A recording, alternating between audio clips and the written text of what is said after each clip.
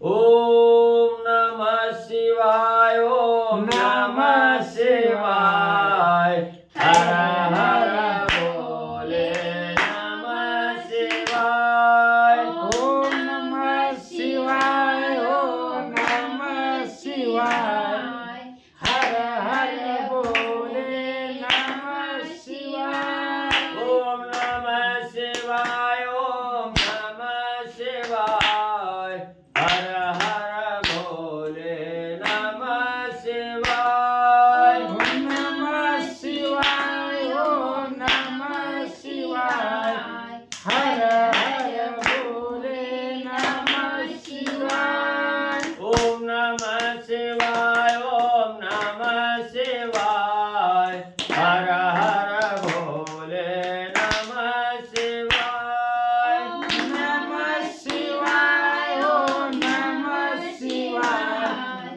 हर हर बोले नमः शिवाय ओम नमः शिवाय ओम नमः शिवाय हर हर भोले नमः शिवाय नमः शिवाय ओम नमः शिवाय हर हर बोले नमः शिवाय ओम नमः शिवाय ओम नमः शिवाय हर हर भोले नमः शिवाय नमः शिवाय ओम नमः शिवाय हर हर बोले नमः शिवाय ओम नमः शिवाय ओम नमः शिवाय हर हर भोले नमः शिवाय नमः शिवाय ओम नमः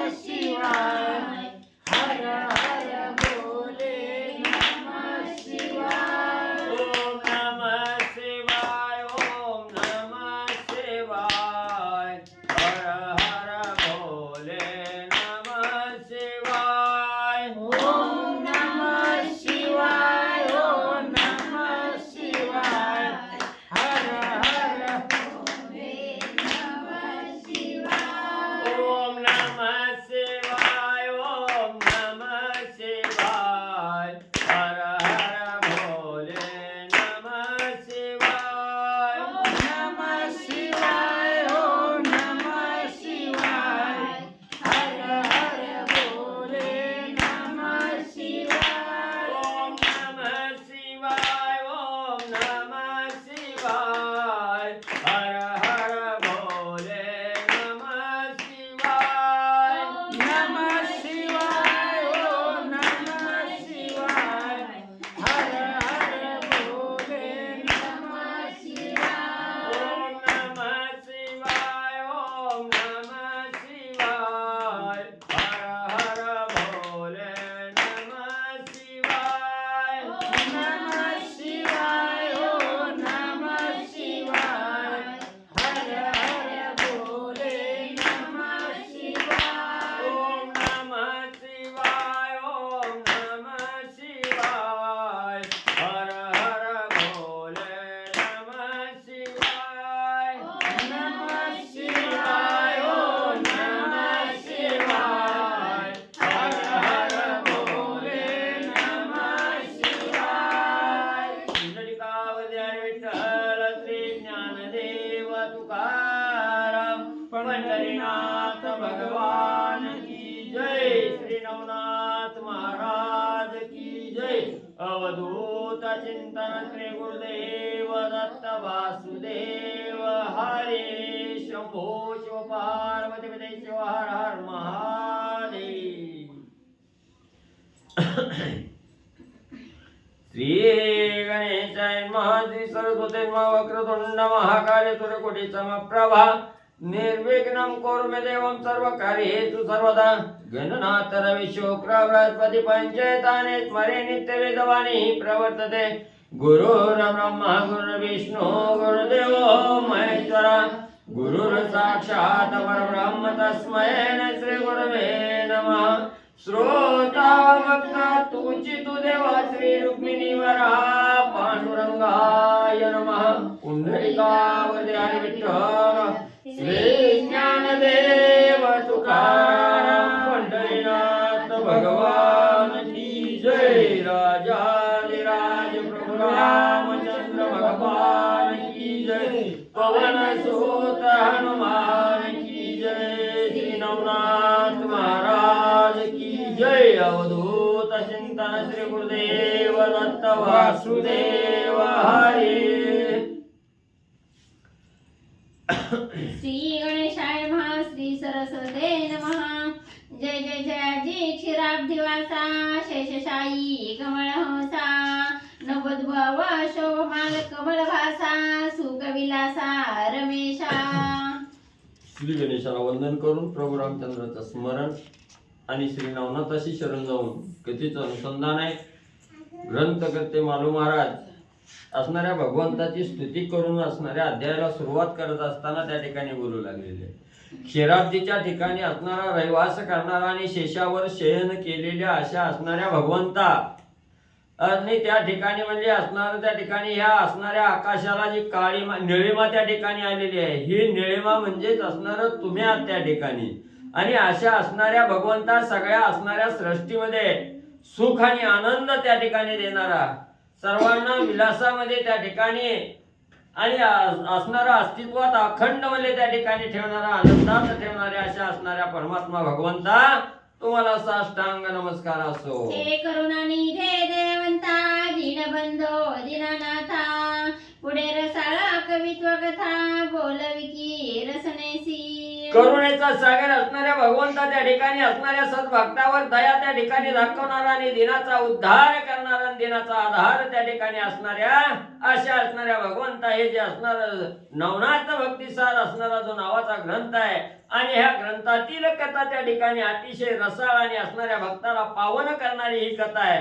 म्हणून या असणाऱ्या कथा माझ्या वाचेतून त्या ठिकाणी बोलण्यासाठी तुम्ही असणार त्या ठिकाणी अवधान द्यावं, तुम्ही असणारी कृपा दृष्टी माझ्यावर त्या ठिकाणी ठेवावे म्हणून मला तुम्हाला शरण येतो. मागील अध्यायी रसाळ कथन की 12 मल्हार पवित्र स्थान तेथे अष्टदैवता पिशाच मिळवणा युद्ध केले नाथासी. मग ग्रंथकर्ते असणारे मालू महाराज अध्यायाची सुरुवात करत असताना सांगू लागले कालच्या अध्यायाच्या ठिकाणी म्हणजे असणारी कथा कुठपर्यंत त्या ठिकाणी आली. मच्छिंद्रनाथ हे असणाऱ्या 12 मल्हाराचा मार्ग त्या ठिकाणी धरलेला आहे. पवित्र अशी तीर्थक्षेत्र त्या ठिकाणी करत आहेत आणि करत असताना त्या ठिकाणी अष्टदैवत म्हणजे असणारी ते काय अष्टभूतावळी त्या ठिकाणी होती. ही भूत त्या ठिकाणी अष्ट बेताळ होते. ही भूत त्या ठिकाणी आले, त्यांच्या बरोबर असणाऱ्या मच्छिंद्रनाथाचं घनघोर युद्ध म्हणजे त्या ठिकाणी आणि झालं. या परी 12 मल्हार करुणी तीर्थ कुमार दैवता करुणी कोकण स्थानात कुडाळ प्रांत आडुळ गावात येऊन या राहिला.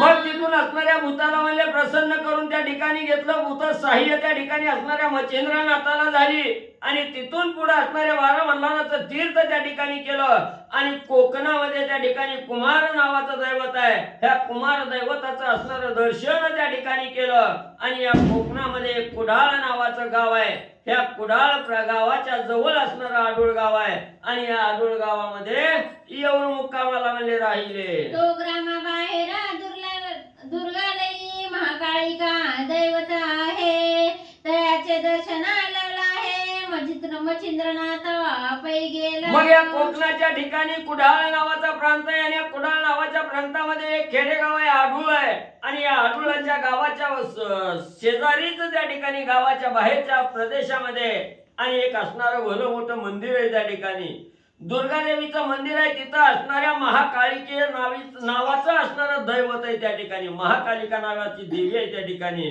म्हणून त्या मंदिरात त्या देवीचं दर्शन घ्यावं म्हणून मच्छिंद्रनाथ गेले. ते काळिका दैवता तिखडतर मूर्तिमंत नांदे पृथ्वीवर ते शिवहस्ताचे काळिकास्त्र स्थापन केले महिषी. मग ते आडुळ गावामध्ये जी असणारी कालिका दैवत आहे ही अतिशय खडतर आहे आणि अतिशय मूर्तिमंत स्वरूपामध्ये या आडुळ गावाच्या ठिकाणी आणि रहिवास त्या ठिकाणी आहे. याची स्थापना असणाऱ्या महादेवाने त्या ठिकाणी केलेली आहे. ही कालिका नावाचं अस्त्र जे महादेवजीच्या हातामध्ये त्या ठिकाणी होतं, त्या अस्त्राची स्थापना स्वतः महादेवजींनी म्हणजे तिथं आणि केलेली आहे. त्या अस्त्रे करून दैत्य वधिले, म्हणून शिवचित्ता प्रसन्न झाले, म्हणून काळिका देवी वहिले वरदान घेईका. म्हणून असणाऱ्या त्या ठिकाणी म्हणजे या महादेवजीच्या हातामध्ये त्या ठिकाणी राहिले, त्या अस्त्रानं म्हणजे त्या ठिकाणी अनेक दुर्धर असणारी राक्षस त्या ठिकाणी मारले, दैत्य त्या ठिकाणी मारले. म्हणून देवीला थकवा त्या ठिकाणी आला. म्हणून विश्रांतीसाठी महादेवजीने आपल्या हातातलं शस्त्र दैवत म्हणून त्या असणाऱ्या आढळ गावामध्ये त्याची असणारी स्थापना त्या ठिकाणी केली. आणि ज्या वेळेस त्या अस्त्राच्या साह्यानं महादेवजींनी राक्षसाचा अंत त्या ठिकाणी केला, दैत्य मारले गेले, त्यावेळेस महादेवजीला आनंद झाला की या अस्त्रामुळेच आपण एवढं दैत्य त्या ठिकाणी मारू शकलो. म्हणून महादेवजींनी त्या असणाऱ्या काळिका अस्त्राला त्या ठिकाणी सांगितलं गेलं की तुझ्यामुळे मी आज असणारा विजय त्या ठिकाणी पावलो गेलो, तर तुझ्या मनामध्ये काय मागायची इच्छा असेल तर मला माग, असं काळिका देवीला काळिका अस्त्राला आणि म्हणजे असणाऱ्या महादेवजींनी त्या ठिकाणी सांगितलं. वेदक कामना असेल चित्ती, ते वर प्रधान मागे भगवती, एरे म्हणे अपर्णापती, मम कामना ऐकी जे. मग म्हणजे तुझ्या मनामध्ये जी काही इच्छा असेल, तुला जी काही मागावं त्या ठिकाणी वाटत असेल तर म्हणजे तू माग, तुझ्यावर मी असणारा प्रसन्न त्या ठिकाणी झालेलो आहे. कारण तू एवढं माझं कार्य त्या ठिकाणी केलं, म्हणून माझं असणारं चित्त प्रसन्न त्या ठिकाणी झालं. म्हणून माझ्या मनाला इच्छा आली की तुझी इच्छा पूर्ण त्या ठिकाणी करायची. म्हणून तुला जे काय मागणं वाटत असेल ते मागणं म्हणजे मला माग, असं असणाऱ्या महादेवजींनी आणि काळिका देवीला म्हणजे सांगितलं. तव हस्ते मी बहुत दिवसा, बैसले अस्त्र संभारासा, आणि जेथे धाडिले त्या कार्याचा, सिद्ध करूनी आले मी. मग महादेवजींनी कालिका अस्त्राला त्या ठिकाणी सांगितलं तुमची इच्छा पूर्तीसाठी काय मागायचंय ती मागा म्हटल्याबरोबर कालिका देवीनं बोलायला सुरुवात केली. अपर्णेचा पती असणाऱ्या महादेवजी ऐका म्हणजे माझ्या मनामध्ये काय इच्छा आहे, काय मला मागायचंय ती. तर म्हणजे मी तुमच्या हातामध्ये वास्तव्य अनेक दिवस त्या ठिकाणी केलं, आणि अनेक दिवस वास्तव्य करत असताना सर्व काही अस्त्र सहित त्या ठिकाणी तुम्ही जे जे कार्य करायला मला त्या ठिकाणी पाठवलं ते सुलभ कार्य करून त्या ठिकाणी आलेले आहे. मी कुठल्याही कार्याला माग त्या ठिकाणी सरले नाही किंवा कुठलंही कार्य अपूर्ण त्या ठिकाणी ठेवलं नाही. सगळं कार्य तुमचं आणि सिद्धीला नेलं. बहुत वृक्षांते भंगिता क्षिती, मी श्रम पावले अंबिका हस्ती, परिमाते विश्रांती सुखवासा भोगू दे. म्हणून असणाऱ्या कालिका अस्त्र असणाऱ्या महादेवजीला त्या ठिकाणी बोलू लागलं तुमच्या हातामध्ये वास्तव्याला होते. त्यावेळेस युद्ध करत असताना अनेक झाडाचंही असणारं खंडन म्हणजे माझ्या ह्यानं म्हणजे त्या ठिकाणी केलेलं आहे. म्हणून म्हणजे मला अतिशय कष्ट त्या ठिकाणी झालेला आहे. आता मला असणाऱ्या विश्रांतीची त्या ठिकाणी गरज आहे. म्हणून मला म्हणजे आता थोडी विश्रांती म्हणजे त्या ठिकाणी मिळू द्या. मला कसलंही कार्य म्हणजे त्या ठिकाणी सांगू नये. मला विश्रांतीसाठी आणि तुम्ही आसरा द्यावा. मग अवश्य म्हणून उमारा म्हणा, तेथे केले ती येथे स्थापना, ते उग्र दैवता ती म्हणून अद्याप आहे कली माझी. मग देवीनं फक्त असणारी विश्रांती त्या ठिकाणी मागितली. लगेच असणाऱ्या म्हणजे त्या ठिकाणी महादेवजींनी तथास्तु म्हणून असणारा आशीर्वाद त्या ठिकाणी दिला. अवश्य ठीक आहे म्हणजे असणाऱ्या कालिका देवी म्हणजे. म्हणून त्या असणाऱ्या आढळ गावाच्या ठिकाणी आणि महादेवजींनी त्यांच्या असणारी देवीची स्थापना त्या ठिकाणी केली. तिथं असणारी विश्रांतीसाठी जागा त्या ठिकाणी दिली. आणि अतिशय खडतर उग्र असणारी देवी आहे त्या ठिकाणी, अतिशय कडक असणारी देवी आहे. म्हणून आज तागायत अद्याप या कलियुगात सुद्धा त्या असणाऱ्या कोकणाच्या ठिकाणी कुडाळ प्रांतामध्ये आढळ गावामध्ये आणि या कालिका देवीचं वास्तव्य आजही म्हणजे त्या ठिकाणी आहे. त्या काळिका दर्शनासाठी चित्त व्यग्र होणी पोटी, मार्ग लक्षणे त्यासाठी संचार करिता जाहला. मग हे मच्छिंद्रनाथांनी त्या ठिकाणी ऐकलं होतं जागृत देवस्थान आहे, महादेवजीच्या हाताने स्थापना केलेलं दैवत आहे त्या ठिकाणी ही कालिका देवी. म्हणून आपण त्या असणाऱ्या कालिका देवीचं दर्शन घ्यावं ही मनोमय इच्छा असणाऱ्या मच्छिंद्रनाथाला त्या ठिकाणी झाली. चित्त हे एकवटलं गेलं की आपण असणाऱ्या कालिका देवीचं दर्शन त्या ठिकाणी करावं. म्हणून तो कालिका देवीचा मार्ग त्या ठिकाणी धरला आणि त्या मार्गाने त्या मंदिराकडे मच्छिंद्रनाथ म्हणले जाऊ लागले. देवी प्रती करुणी नमन म्हणे मायो ऐश्वर्यपण म्या मंत्र काव्य केले निपुण त्या जल सहाय्य होई तू. मग असणाऱ्या कालिका देवीच्या समोर मच्छिंद्रनाथ त्या ठिकाणी गेले. हात जोडला, नमस्कार त्या ठिकाणी केला आणि मच्छिंद्रनाथ त्या ठिकाणी बोलू लागले, आई साहेब तुम्हाला एक आश्चर्य म्हणजे त्या ठिकाणी सांगतो. मी असणारा म्हणजे शाबरी विद्येचं मंत्र काव्य त्या ठिकाणी केलेलं आहे आणि या काव्यासाठी, या सावरी विद्येच्या काव्यासाठी मला तुम्ही सहाय्य म्हणले त्या ठिकाणी व्हावं. तरी माझ्या हस्ते विराजुना मम कवित्व विद्या गौरवून तया व पुणे वरदान कार्य उदित होई का. मग म्हणले आई साहेब माझ्या असणाऱ्या साबरी विद्येचं काव्य आहे, हे काव्य परिपूर्णत्वाला त्या ठिकाणी जावं आणि त्याला तुमचा आशीर्वाद लाभण्यासाठी तुम्ही असणाऱ्या आजपर्यंत महादेवजीच्या हातामध्ये त्या ठिकाणी राहून कार्य केलं, महादेवजीचं कार्य पार त्या ठिकाणी केलं. तसंच तुम्ही म्हणजे माझ्या हातात त्या ठिकाणी विराजमान व्हावं आणि माझं हे कवित्व आहे त्या ठिकाणी, त्या कवित्वाला विद्या प्राप्त करून त्याचं गौरव त्या ठिकाणी करावा म्हणून म्हणजे तुम्ही माझ्या असणाऱ्या हाती आरूढ व्हावं, माझं कार्य त्या ठिकाणी म्हणजे उदित असणारं श्रेष्ठ कार्य त्या ठिकाणी करावं. ऐसे मच्छिंद्र बोलता वाणी क्षोभ चढला अंतकरणी शिव हस्ते अस्त्र लागोणी पूर्णाश्रमा झालासे. मच्छिंद्रनाथांनी सांगितलं, देवी आई साहेब म्हणजे माझ्या हातात तुम्ही विराजमान व्हावं, माझं कार्य सिद्धीला त्या ठिकाणी न्यावं. हे बोलणं मच्छिंद्रनाथाचं ऐकलं गेलं. असणाऱ्या कालिका देवीनं तळपायाच्या मस्तकाला त्या ठिकाणी गेली आणि देवी सांगू लागली, बाबा आताच म्हणजे अनेक दिवस म्हणजे महादेवजीच्या हातात म्हणजे त्या ठिकाणी बसले आणि ते महादेवजीचं कार्य करून करून म्हणजे मी आता थकले. कुठंतरी त्यांची विनंती मागून त्या ठिकाणी घेतली, कुठंतरी विश्रांतीसाठी आताच म्हणजे त्या ठिकाणी आणि आले. त्यात मच्छिंद्राचे बोलणे त्या काळिका देवीने ऐकून तेने क्षोभले अंतकरण प्रलया समान जेवी. मग कसं तरी कष्ट करून करून शरीर थकलं ना, आता थोडं 2 घास खावं, विश्रांती मला बसावं म्हटलं की दुसरं गिराईक त्या ठिकाणी कामाला आलं. देवीनं बघितलं गेलं जसा असणारा एखादा प्रलय काळ त्या ठिकाणी ओढवावा, म्हणजे प्रलय काळ त्या ठिकाणी ओढवल्याबरोबर सृष्टीमध्ये सगळं काही नेस्त नाबूद केल्याशिवाय तो काळ त्या ठिकाणी राहत नाही, असा असणाऱ्या प्रलय काळा समान त्या ठिकाणी आणि कालिका देवीनं रूप त्या ठिकाणी धारण केलं.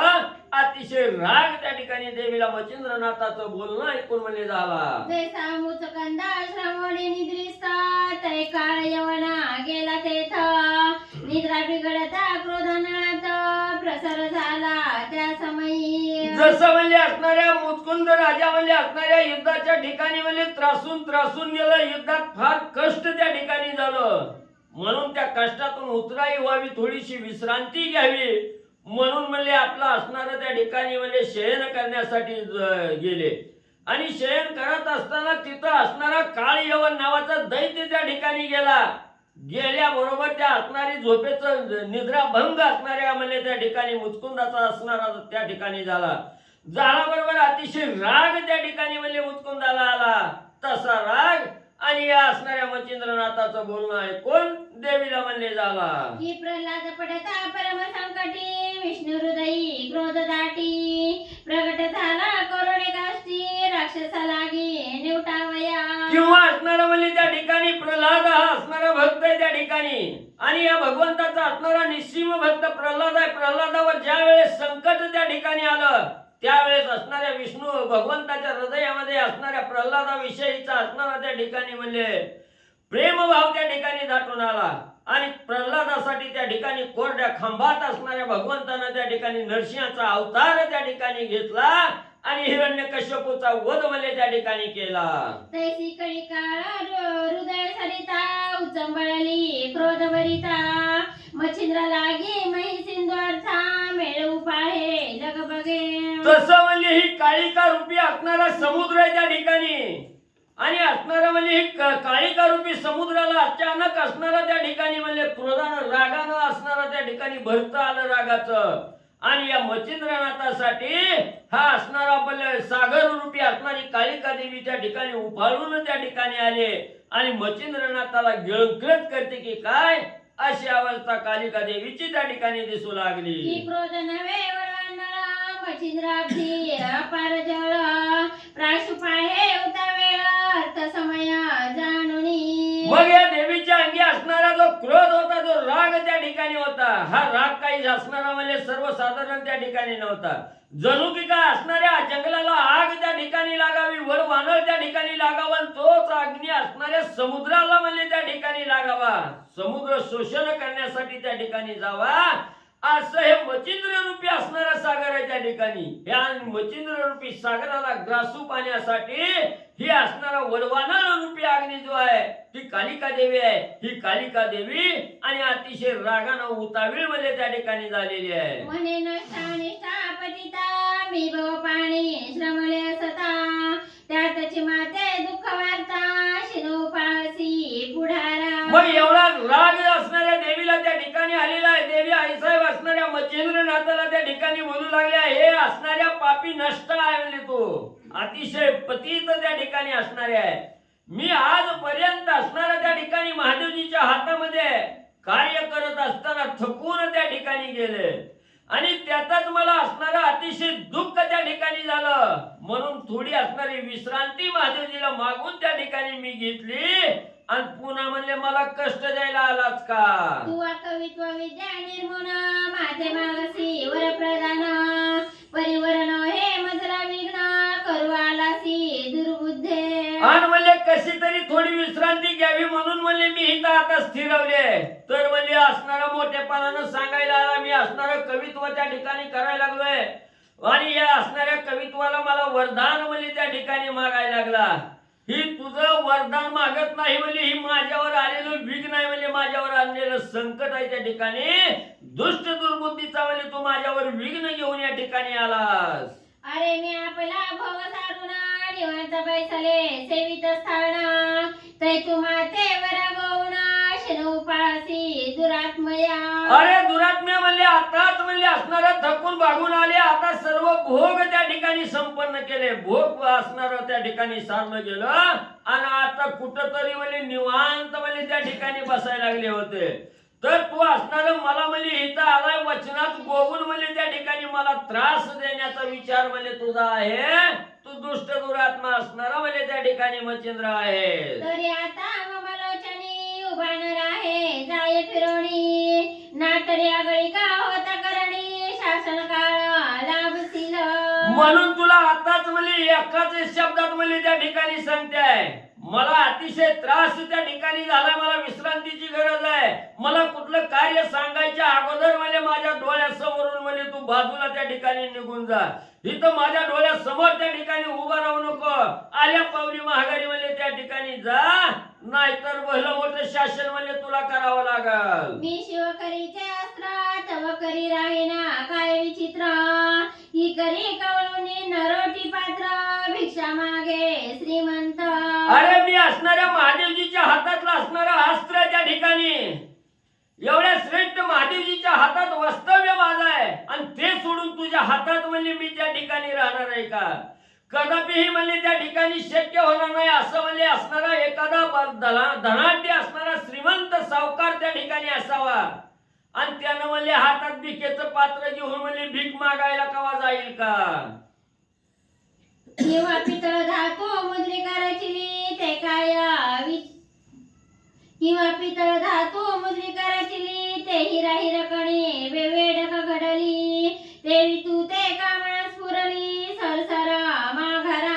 किंवा म्हणले असणारा अमूल्य किमतीचा असणारा हिरा हिरकणी आहे म्हणजे त्या ठिकाणी हिरा आहे, त्याचं मोजमाप त्या ठिकाणी करता येत नाही आणि तो हिरा म्हणजे त्या ठिकाणी घ्यावन पितळाच्या धातूमध्ये त्या ठिकाणी बसवावा असं कवा म्हणजे त्या ठिकाणी घडतं का? म्हणले तसं म्हणजे या ठिकाणी तू माझ्या असणारा त्या ठिकाणी मी त्रासातून कशी तरी स्थिरावले त्या ठिकाणी आणि तुझ्यासारख्या दुष्ट नष्टाच्या हाती म्हणजे मी त्या ठिकाणी लागल का? उठ म्हणजे हो बाजूला.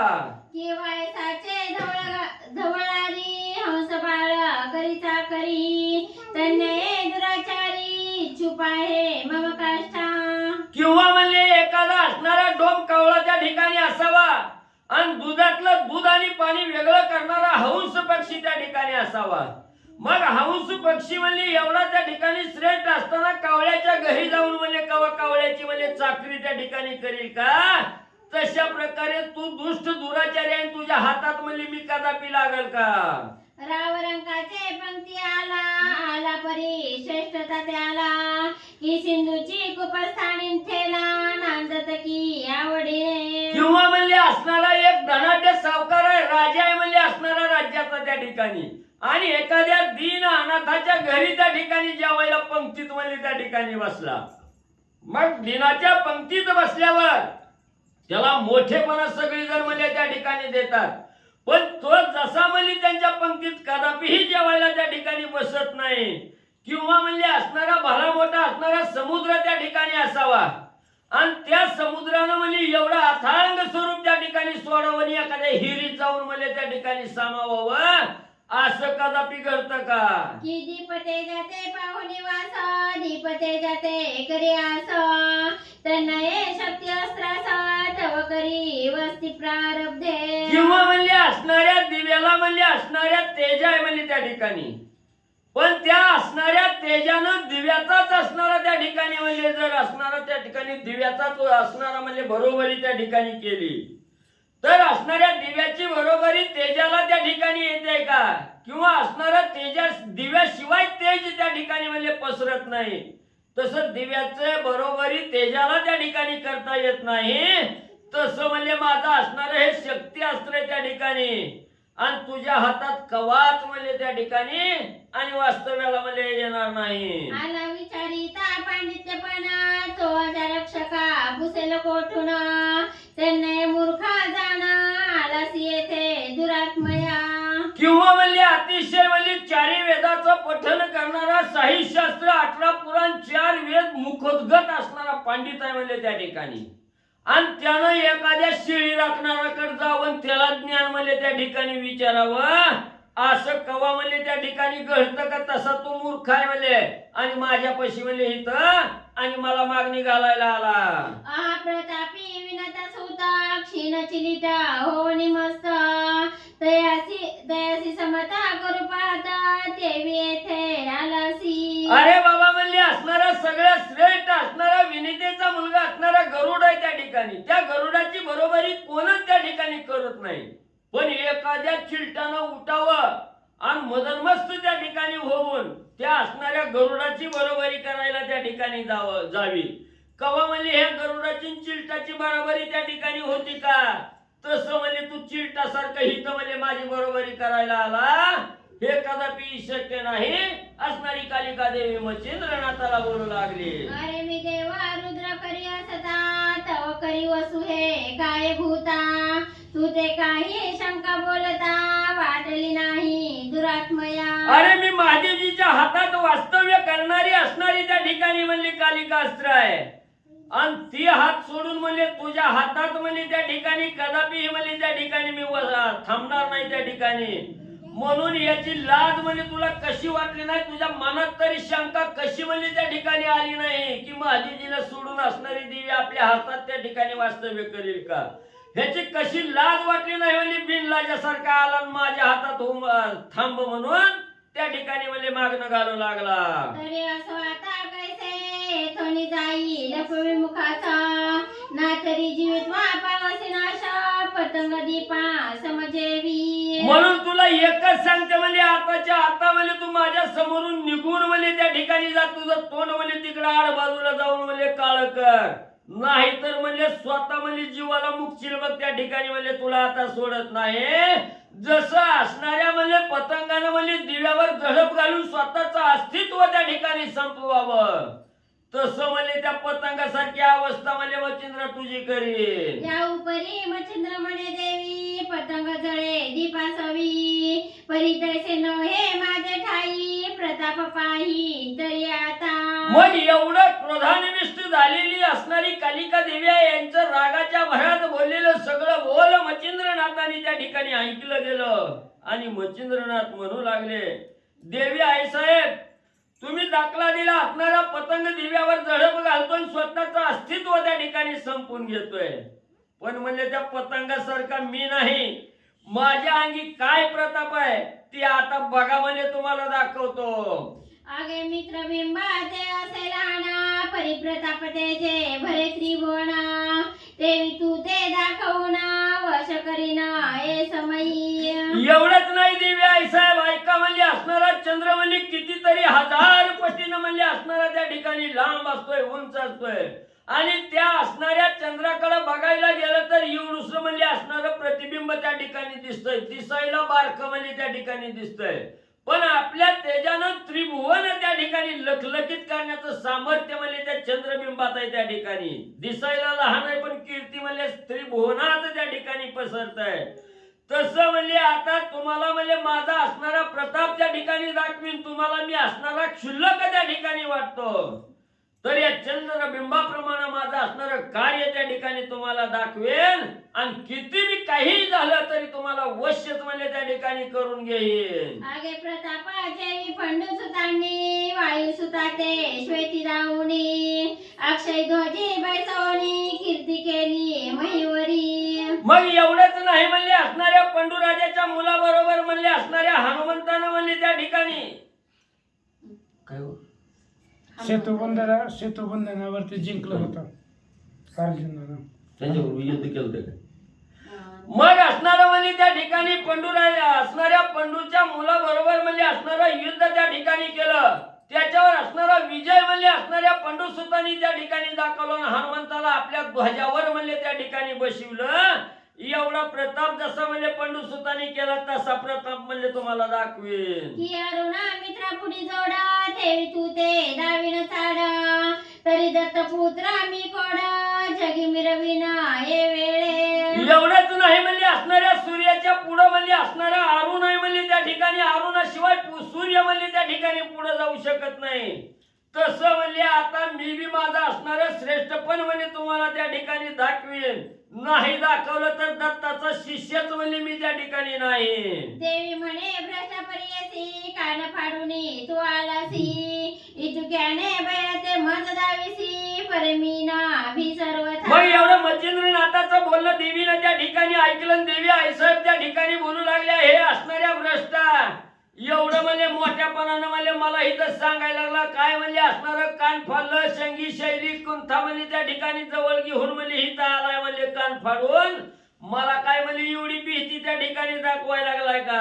हाती घेऊनी करगंगना सेंदुरालासी भाळी चर्चुना परिमीना भी इतुक्याने सरसर परता हे भ्रष्टा. अरे तुला वाटलं काय म्हणजे काकातली जुळीन अंगाचा बसमन हातात कर कंकण म्हणजे त्या ठिकाणी घातलंय सगळ्या अंगाला म्हणजे सिंदूर फासून या ठिकाणी आला. एवढी भीती दाखविल्यावर देवी बिल पण मी काय म्हणजे भिणाऱ्या पैकी नाही हो म्हणजे बाजूला तोंड काळ कर. अरे तुझी उत्पत्ती माझा ठाऊक की घीवर जाना तुझा जनक तरी तू मच्छा मी ना धरून कौतुके निर्वाह करी बाउदराचा. अरे जोग्या म्हणजे तू कुठं जन्मला आहे तुझं कोण आहे तुझा वंश कशाचा आहे हे सगळं म्हणजे मला माहिती आहे. अरे तू कोळ्याच्या घरी जन्मलेला नाही म्हणजे तुझा बाप म्हणजे मास धरण्याचा धंदा करताय. जा म्हणले त्या बापाला काम करू लाग म्हणले जा समुद्रातून जा म्हणले मास धरून म्हणजे असणारी स्वतःचा उदरनिर्वाह त्या ठिकाणी कर. उगच का म्हणजे इथं बडबड करायला लागला. तरी तुझा अस्त्र विद्याने पुन्हा काय व्हावी हरिद्रा दारिद्र्य कारण की अंधाचे जन्म चक्षु लावण्य सर्वता उपयोगी दिसेना. आणि म्हणले हिथंच सांगायला लागलाय म्हणले मी विद्याचं असणारं त्या ठिकाणी म्हणजे कवित्व करायला लागलोय. साबरी विद्येचं कवित्व त्या ठिकाणी करायला लागलोय. अरे तू असणारा 17 पिढ्या दरिद्री म्हणजे तुझ्या अंगी आहे आणि काय तुझ्या असणारी अविद्या म्हणजे त्या ठिकाणी होणार आहे. जसं काही आंधळा त्या ठिकाणी असावा जन्मताच आंधळा त्या ठिकाणी असावा त्याला कवा म्हणजे डोळा प्राप्त त्या ठिकाणी होणार आहे का. त्याला असणारं म्हणजे किती बी सौंदर्य त्या ठिकाणी आलं तर त्या आंधळ्याला काय म्हणजे उपयोग त्या ठिकाणी होणार आहे का. तसं तू दरिद्री आहे म्हणजे तुझ्या हातून किती बी विद्या त्या ठिकाणी झाली तरी ती काही लोकांच्या उपकारासाठी म्हणजे आणि पडणार नाही. की बहुरूपी मिरविश्वरपणा तरी ते खेळा पुरते निपुण ते द्वंद्व चाळ सांभाळून व्यवहार आव्हानी आपुला. किंवा म्हणजे एखादा असणारा गारुडी बहुरूपी त्या ठिकाणी असावा नाना प्रकारचं शूरत्व त्या ठिकाणी म्हणजे वीरत्व त्या ठिकाणी दाखवतोय, वीरपणा त्या ठिकाणी म्हणजे सगळ्या दुनियाला दाखवतोय. पण त्याच्या अंगी खरा असणारा श्रेष्ठपणा त्या ठिकाणी असतो का, किंवा त्याच्या अंगी खरी वीरता म्हणजे त्या ठिकाणी असते का? ती खेळापुरती असते, खेळाच्या बाहेर गेलं की म्हणजे असणार त्याला वीरता त्या ठिकाणी नसते. तसं म्हणजे इथं माझ्यापाशी येऊन मोठेपणा सांगायला लागला. अरे माते दाविसी उग्र रूप दांभिक ठसा महाप्रताप अहम कृती मनाचे पाप म्हणा माझी मिरविका. अरे तू इथं येऊन म्हणजे असणाऱ्या त्या ठिकाणी म्हणजे दांभिकपणानं म्हणजे त्या ठिकाणी तुला गर्व झालाय, म्हणजे माझ्यासारखा असणारा ज्ञानी कोणच नाही याचा गर्व त्या ठिकाणी झालाय. म्हणून म्हणजे एवढा माझ्यापाशी येऊन एवढं उग्र रूप म्हणजे त्या ठिकाणी दाखवायला लागला. अहमपणा म्हणजे तुझ्या अंगी त्या ठिकाणी आलेला आहे, तुझ्या मनात असणारं पाप आहे म्हणजे त्या ठिकाणी, म्हणून म्हणजे मोठापणा गाजवायला माझ्यापाशी आला. तू ते वाटेला मी माथोर किंवा शकेली भूते समग्र तैसा नव्हे हा व्यवहार शिवास्त्र मी असे. तुला वाटत असेल कालच्या रात्री म्हणजे असणारी सगळी म्हणजे ही भूत म्हणजे माझी असणारी त्या ठिकाणी वश्य करून घेतली, भूताला शिक्षा लावली ना आपलीशी भूत म्हणजे त्या ठिकाणी केली. तशी बाबा मी नाही त्या भूतासारखी, म्हणजे मी असणाऱ्या महादेवाचा असणारा अस्त्र आहे म्हणजे त्या ठिकाणी. त्या भूतासारखा विचार म्हणजे माझ्याविषयी करू नको. उगवली दृष्टी करे नवा कुडी पाडीन ब्रह्मांडाच्या अवतरणी तेथे मशका तव प्रौढी किमर्थ व्यर्थ मिरवावी. अरे जोग्या ऐक म्हणजे माझी असणारी काय प्रताप शक्ती आहे त्या ठिकाणी. निस्ती असणारी दृष्टी उघडी करून थोडी जरी म्हणजे त्या ठिकाणी वाकडी केली तर हे ब्रह्मांड पालत करण्याचं सामर्थ्य म्हणजे माझ्या मागे आहे त्या ठिकाणी. ह्या ब्रह्मांडाची उतरण म्हणजे त्या ठिकाणी एका क्षणात म्हणजे त्या ठिकाणी पाडील. म्हणून म्हणजे तुझ्यासारखा असणारा चिलट म्हणजे या ठिकाणी यावा आणि फुशरकीनं म्हणजे माझ्यापाशी मिरवावा. अगम शका धडका हानी बळे तरी का पडेला मंद्रा चळा ते तुम्हा ते भुंगरडे केवळ निज दृष्टी आव्हानिसी. अरे एवढंच नाही, एखाद्या असणाऱ्या चिलटानं यावं ह्या असणाऱ्या पर्वताचा चुराच त्या ठिकाणी म्हणजे मंद्राच्या पर्वताचा चुराच करतो, म्हणून त्या चिलटानं जावं त्या पर्वताला धडक म्हणजे त्या ठिकाणी मारावे. त्या गुंगुरल्यामुळे म्हणजे पर्वताला काय त्या ठिकाणी होणार आहे का? वचिंद्र म्हणे देवी ऐका बळीचे वामना मानिला मशका परिपरिणामी पाताळ लोक निज दृष्टी दाविला. मग एवढ्या देवीचं बोललं मच्छिंद्रनाथाने ऐकलं. मच्छिंद्रनाथ म्हणू लागले देवी माई म्हणजे ऐका म्हणजे असणाऱ्या बळीनं म्हणजे असणाऱ्या वामनाला म्हणजे क्षुल्लक त्या ठिकाणी समजलं, बुटका वामन आहे म्हणून त्या ठिकाणी हे निवलं.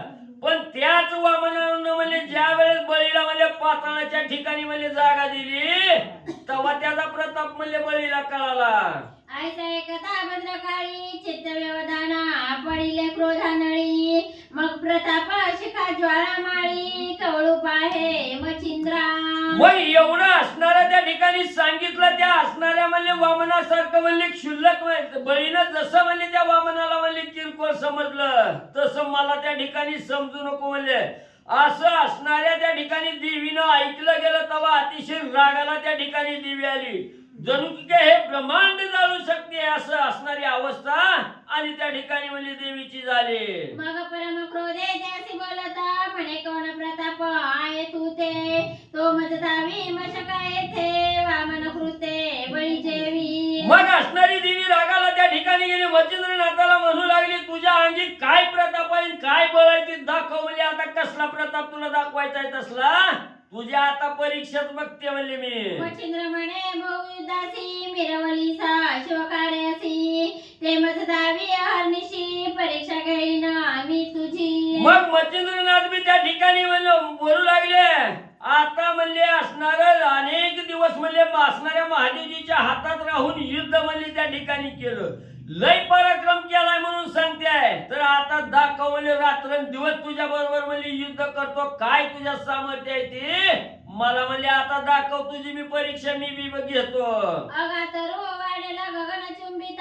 परिवात शस्त्रे उचंबळत देवी तू ते तोची पंथ आज दृष्टी पडेल की. ऐका म्हणजे देवी साहेब म्हणजे असणारा म्हणजे त्या ठिकाणी आकाशाला गवसणी घालणारा वृक्ष म्हणजे त्या ठिकाणी उंच जातो. अशोकाचं झाड म्हणजे आकाशाला गवसणी घालण्यापर्यंत उंच जातं.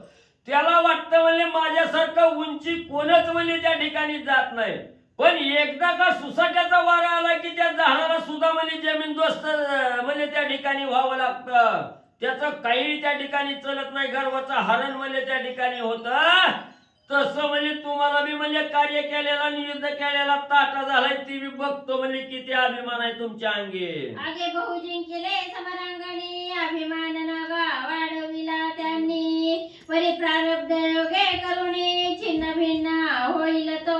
म्हणून असणाऱ्या आईसाहेब म्हणजे तुम्ही असणाऱ्या महादेवजीच्या हातात बसून म्हणजे अनेक असणारं म्हणजे युद्ध त्या ठिकाणी रणांगण म्हणजे त्या ठिकाणी जिंकलं.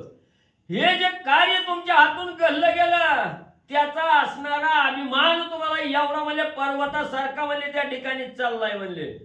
पण म्हणजे किती बी एखाद्या साधकाला किती बी कार्य त्या ठिकाणी केलं त्या कार्याचा जर अभिमान त्या ठिकाणी वाटला अहंकार जर त्या ठिकाणी आला तर तो अहंकार जळून म्हणजे गेल्याशिवाय राहत नाही. तशी प्रचिती आताच म्हणजे तुम्हाला दाखवतो. ऐसा एकदा भद्रकाळी देती झाली सिंहारोळी प्रगट होता अंतराळी ब्रह्मांड तेथे उजळले.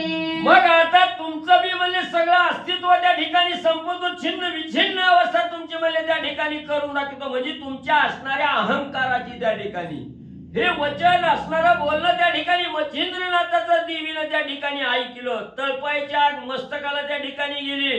असणारी सिंहासारखी भरी मोठी आरोळी त्या ठिकाणी दिली. त्या आरोळीनं हे त्रिभुवन त्या ठिकाणी आणि धनानून म्हणजे त्या ठिकाणी गेलं. शब्द करी त्याचा की सहस्र विजूचा कडकडाट की अनंत ऊर्ध हृदयात महिलागी मिरविला. मग एवढा असणाऱ्या शब्दाचा आवाज त्या ठिकाणी काढला. त्या शब्दामध्ये एवढं तेज त्या ठिकाणी होतं. 1000 विजा एकत्र व्हाव्या एका विजेचं तेज एवढं पडतं. त्याच्यात 1000 असणाऱ्या आकाशामध्ये विजा एकत्र झाल्यानंतर जेवढं तेज त्या ठिकाणी पडतं तेवढं असणारं तेज या पृथ्वी तलावर त्या ठिकाणी पडलं गेलं. सगळी असणारी ही पृथ्वी त्या ठिकाणी आणि तेजानं म्हणजे निस्त्य देवीच्या आवाजाच्या तेजानं म्हणजे त्या ठिकाणी आणि माखून निघाले. ते भद्रकाळी अस्त्र पूर्ण एरी वस्त्र नव्हे ते समय प्रधान की देवदानवांचे मरण महिलागी मिरवत असे. मग हे भद्रकाळी नावाचं हे पूर्णपणे असणारं अस्त्र आहे त्या ठिकाणी. हे असणारं अस्त्र म्हणजे योग्य वेळेला त्या ठिकाणी प्रधान होणारं अस्त्र आहे. आणि हे अस्त्र सुटल्याबरोबर नक्की असणाऱ्या म्हणजे त्या ठिकाणी दानव असू द्या देव असू द्या सगळ्याचं मरण म्हणजे त्या ठिकाणी आल्याशिवाय राहत नाही. ज्याच्यावर अस्त्र सोडलं ते अस्त्र म्हणजे कार्य करूनच म्हणजे माघारी येतं. श्रेष्ठ असणार आहे आणि भद्रकाळी अस्त्र आहे. श्री गणेशाय नमः, श्री सरस्वती नमः, श्री प्रभू रामचंद्राय नमः. ते अस्त्र नव्हे बोलत वाणी की माया प्रलयीचा उदित अग्नी सकाळ शांत होनी शून्य वदनी बक्षुनी राहे पंचभूता. मग हे अस्त्र म्हणजे असणारा त्या ठिकाणी निस्ती म्हणजे वाणी नाही त्या ठिकाणी किंवा वाचन निस्त याचं वर्णन त्या ठिकाणी करता येत नाही. ही अस्त्र म्हणजे असणारा माया प्रलय त्या ठिकाणी व्हावा आणि या माया प्रलय रूपी अग्नी त्या ठिकाणी यावा. सगळं म्हणजे असणारा अग्नी सुटल्याबरोबर सगळं म्हणजे त्या ठिकाणी दहन करतो सगळं आणि शून्य असणारं म्हणजे त्या ठिकाणी ठेवतो. मानी असणाऱ्या ह्या पंचभूतालाही गिळंकृत करणारा जसा अग्नी त्या ठिकाणी असतो तसं हे अस्त्र आहे त्या ठिकाणी. ऐसे ते सकळ पूर्ण की वासव शक्तीची भगिनी दारुण पाती झाली ऊर्ध्व गमन तेजपुंजा मिरवणी. मग अशी ही असणारं त्या ठिकाणी अस्त्र आहे म्हणजे भद्रकाळी. ही अस्त्र ही वासव शक्तीची असणारी बहीण आहे म्हणजे त्या ठिकाणी.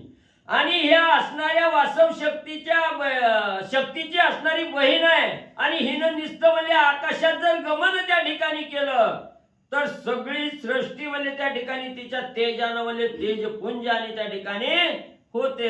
जवळ शब्द करिता तिला चाट खचोनी पडती गिरी कपाट वनचर पळता न मिळे वाट ठाई ठाई दडताती. निस्ते आकाशात जर या असणाऱ्या म्हणजे भद्रकाळीचं असणारं म्हणजे आगमन त्या ठिकाणी झालं. आकाशात जर त्या ठिकाणी गेली ना आवाज जर म्हणजे निस्ता काढला तर एवढा आवाज त्रिभुवनात त्या ठिकाणी दानानून सुटतोय. नवैद्य हिंस्र पक्षी वनामध्ये असतात. हत्ती आहेत, वाघ आहेत, सिंह आहेत त्या ठिकाणी. ह्यांना सुद्धा लपून बसायला सुद्धा जागा म्हणजे त्या ठिकाणी मिळत नाही. सगळी थरथरामध्ये कापतात. अष्टदिग्गज अष्टदिक्पाळ परमाडबडले शब्द तुंबळ आधी थडथडाट कापे कापे केवळ महिलागी मिरवितसे. मग या भद्रकाळीच्या आवाजानं म्हणजे जे 8 दिशेला 8 दिग्गज हत्ती आहेत म्हणजे त्या ठिकाणी, ते सुद्धा असणाऱ्या त्या ठिकाणी हरवले गेले. भीतीयुक्त असणारी अवस्था म्हणजे त्या हत्तीची सुद्धा त्या ठिकाणी झाली. एवढंच नाही, असणारी पृथ्वी सुद्धा आणि डळमळ म्हणजे त्या ठिकाणी आवाजानं निस्त्यामध्ये होऊ लागले. हेलावले समुद्र जळ हेलावले सप्तपाताळ महिमने मी रसातळ पायनासे वाटते. मग एवढंच नाही, असणारा सगळा समुद्र सुद्धा ह्या देवीच्या आवाजानं म्हणजे त्या ठिकाणी म्हणजे थरथर कापू लागला, हेलाव खाऊ लागला. आणि एवढंच नाही, ही असणारी सप्त पाताळ आहे त्या ठिकाणी, सप्त पाताळ सुद्धा आता म्हणजे रसातळाला घेऊन गेल्याशिवाय राहत नाही, ती अशी अवस्था त्या ठिकाणी होऊ लागली. उरगनाथ सहस्रफणी तोही उचली स्वमूर्धनी वाहू पाहे सकळावणी रसातळ भोगते. मग ज्या असणाऱ्या शेषावर म्हणजे भगवंतानं शयन केलेला आहे, त्या असणाऱ्या शेष नागाने आपल्या 1000 फण्या त्या ठिकाणी म्हणजे तत्परता दाखवली, 1000 फण्या म्हणजे त्या ठिकाणी पसरल्या गेल्या.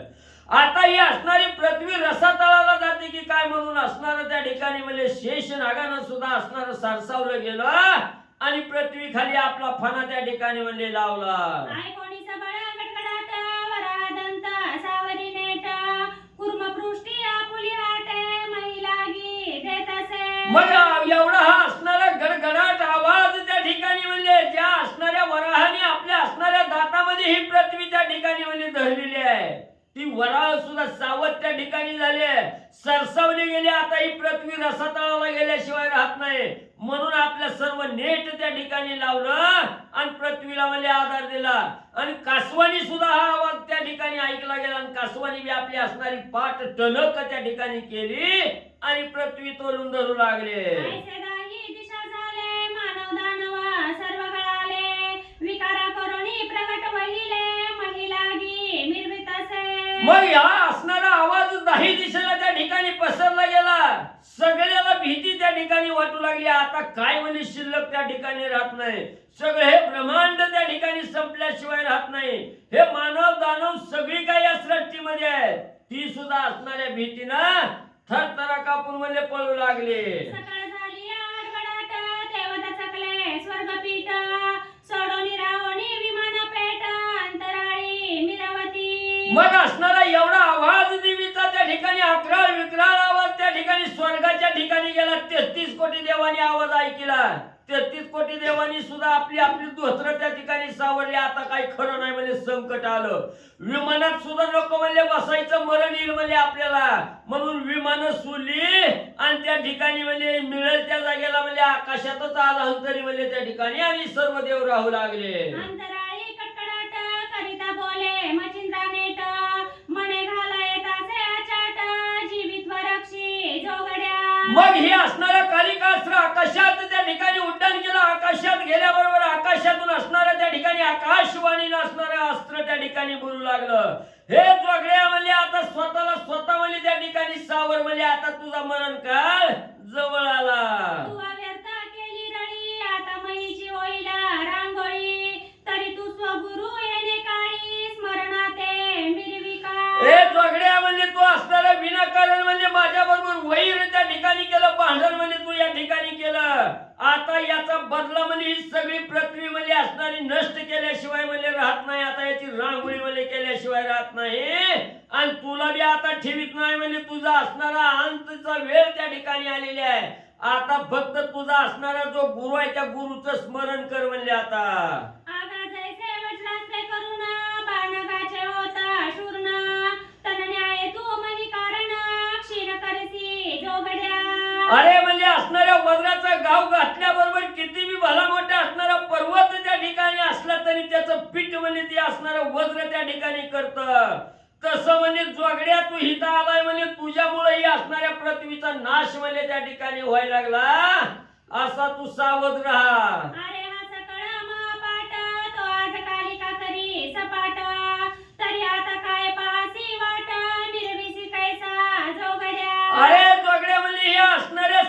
पृथ्वीचं म्हणजे आज म्हणजे ही कालिका म्हणजे आता काही म्हणजे शिल्लक त्या ठिकाणी ठेवीत नाही, सगळं सपाट करून म्हणजे त्या ठिकाणी टाकते. तुझ्यात काय पराक्रम आहे ते दाखव म्हणजे का उगा बसला. की धराचा बळती आंदोळली यावरी तळी भद्रकाळी तरी मचिंद्र धान्याची पिष्टबळी आता मिरविना चौघड्या. आता निस्त म्हणले आवाजानं म्हणजे ही धरणी म्हणले त्या ठिकाणी आता आदळली म्हणले त्या ठिकाणी निश्चित ढळमळ म्हणले करायला लागले. आता ही भद्रकाळी हे मचिंद्र रूपी धान्याचं पीठ केल्याशिवाय म्हणजे आता राहत नाही. सावध हो चौघड्या. मचिंद्र म्हणे बोलसी वाणी परितेव्रची कंटिकाची कंटकाची खाणी दंश करिता मज लागोनी त्याला मारिना निश्चय. लगेच मचिंद्रनाथाने प्रत्युत्तरादाखल असणाऱ्या देवीला बोलायला सुरुवात केली की असणारा त्या ठिकाणी म्हणजे विंचवाय म्हणजे त्या ठिकाणी ह्या विंचाची निस्ता दंश त्या ठिकाणी लागला तर त्यानं काय म्हणले मला त्या ठिकाणी होत नाही, पण ज्यानं दंश त्या ठिकाणी मारलाय त्याचा काटा म्हणजे मी नक्की म्हणजे त्या ठिकाणी करीन असं असणाऱ्या मचिंद्रनाथाने प्रत्युत्तर दिलं. मग भस्म जोळी कक्षपुटी करी कवळोनी भस्मची मुठी मंत्रास्त्रात आणोनी पोटी वासव शक्ती जपत असे.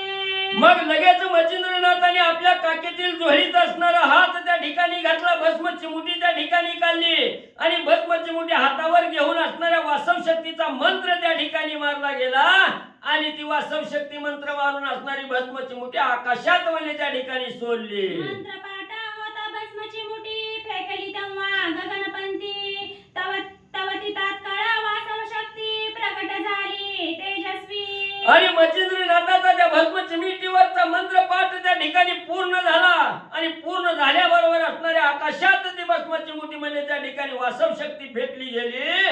तेव्हा अतिशय तेजस्वी स्वरूप त्या वासव शक्तीचं दिसू लागलं. जैसे सहस्रार्क तेजाळ की उदय पावला बडाग्नी गोळ काळिका विधान तम मंडळ निर्सावया जात असे. जसं हजार सूर्याचं तेज एकत्र करावं एवढं तेज असणाऱ्या सृष्टीमध्ये त्या ठिकाणी पडलं गेलं आणि ही काळिका देवी आहे. ह्या काळिका रूपी असणारं जे निधान आहे त्या ठिकाणी याचा असणारा नाश करण्यासाठी हे वासवास्त्र म्हणजे जाऊ लागलं. काळिका कनक कश्यप जागी मानुनी प्रल्हाद मचिंद्र जोगी स्तंभापरी भस्मची मुठीत वेगी नरसिंह रूपे प्रकटली. मग हे काळिका रूपी असणाऱ्या त्या ठिकाणी कश्यप आहे आणि प्रल्हाद रूपी असणाऱ्या त्या ठिकाणी म्हणजे मचिंद्रनाथ आहेत आणि असणाऱ्या त्या ठिकाणी या प्रल्हाद रूपी मचिंद्रनाथाने आपल्या असणाऱ्या त्या ठिकाणी म्हणजे भस्म आणि या स्तंभारूपी असणाऱ्या आकाशात त्या ठिकाणी फेकलं गेलं. त्याच वेळेची वासव शक्ती असणारी नरसिंह रूपानं त्या ठिकाणी येऊन या असणाऱ्या म्हणजे आणि भद्रकाळीचा असणारा नाश त्या ठिकाणी केल्याशिवाय राहणार नाही.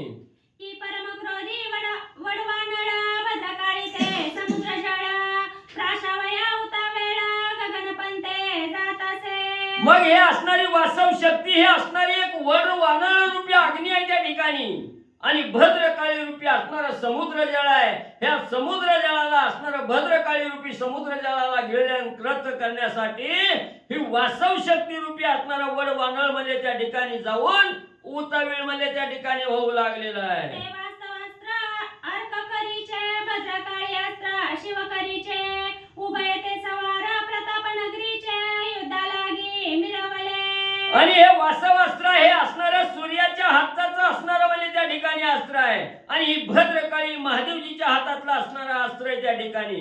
दोघही अतिशय म्हणजे त्या ठिकाणी प्रतापी असणारी अस्त्र त्या ठिकाणी आहेत आणि एवढी शूरवीर असणारी अस्त्र दोन्हीही बरोबरीची समान असणारी अस्त्र आहेत. मन एकमेकासाठी आणि युद्धाला म्हणजे मिसळले. की पाणी पाहता हरिहर की एक मित्र एक चंद्र वाचपस्तीचे महात्म्य अपार उषणा कवी मिरवित असे. मग म्हणजे त्या ठिकाणी हे युद्ध असणारं वासव शक्ती आणि असणारी भद्रकाळी आहे. या दोघांचं युद्ध पाहणाऱ्याला त्या ठिकाणी वाटत होतं एक असणारे महादेव त्या ठिकाणी असावे आणि एक असणारे भगवंत त्या ठिकाणी असावे किंवा म्हणजे एक असणारा सूर्य असावा आणि एक असणारा चंद्र त्या ठिकाणी असावा किंवा असणारे देवाचे गुरु बृहस्पती त्या ठिकाणी असावे आणि दैत्याचे गुरु शुक्राचार्य त्या ठिकाणी असावे असं पाहणाऱ्याला त्या ठिकाणी वाटू लागलं. की एक मेरू एक मंदार की वायू आणि वायू कुमार ते भद्रकाळी वास किंवा एक असणारा मेरू पर्वत त्या ठिकाणी असावा आणि त्याच्याबरोबर मेरू मंदार नावाचा असणारा पर्वत म्हणजे त्या ठिकाणी असावा, किंवा एक असणारा वायू म्हणजे पवनदेव त्या ठिकाणी असावे, त्याच पवनदेवाचा मुलगा असणारा हनुमंत त्या ठिकाणी असावा.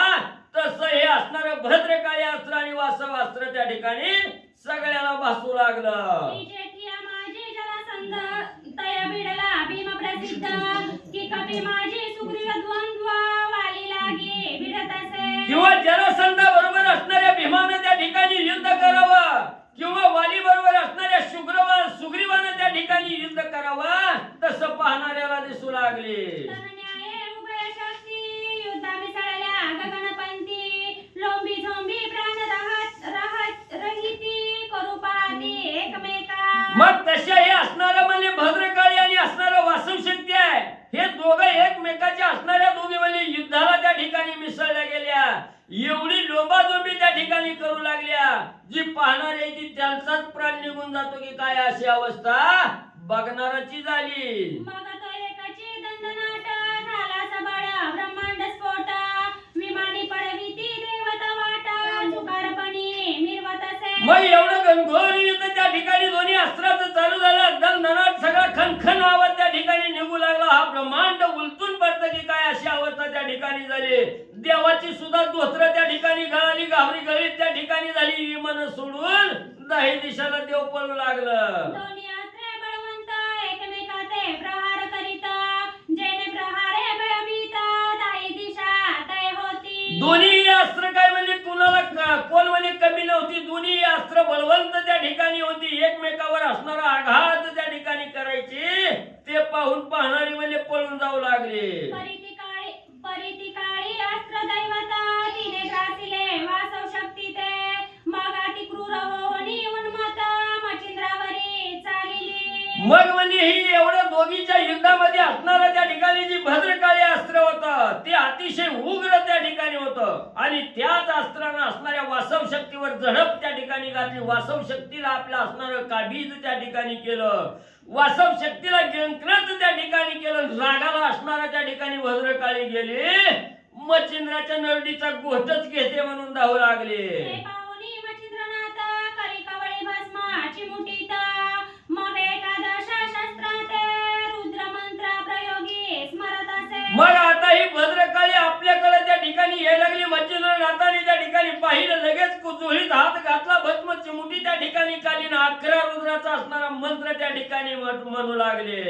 जेणेकरून एकादश रुद्र प्रकट झाले महारुद्र तेजपुंज नक्षत्र चंद्र काळिकास्त्र मिरविले. मग ज्यावेळी असणाऱ्या भस्म चिमिटीवर 11 रुद्राचा मंत्र त्या ठिकाणी मारला, तेव्हा असणार तेज अतिशय तेजस्वी नक्षत्र चंद्रासारखं तेज त्या ठिकाणी त्या अस्त्राचं आणि पल्ल गेलं, आणि असणारी काळिका अस्त्र त्या ठिकाणी दिसू लागलं. ते महाप्रलयाकार भयंकर रूपी आणि वार ते पाहताची काळिकास्त्र सुक्ती लागे प्रवर्तली. मग एवढं महाप्रलय करणारं ही असणारं म्हणजे मच्छिंद्रनाथाचं अस्त्र त्या ठिकाणी यायला लागलंय, आणि वार आहे त्या ठिकाणी.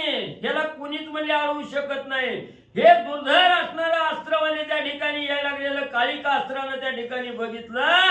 त्याला प्रतिकार करण्यासाठी म्हणजे असणारं सज्ज त्या ठिकाणी होऊ लागलं. चला सकाळ करोनी नमना नमना स्तुतीचा वाढोनी खणोनी रत्न परम भक्त सुटकीचे कारण शृंगारिले रुद्राते. कथेचं अनुसंधान कालिका माता आणि मच्छिंद्रनाथ या दोघांचं युद्ध.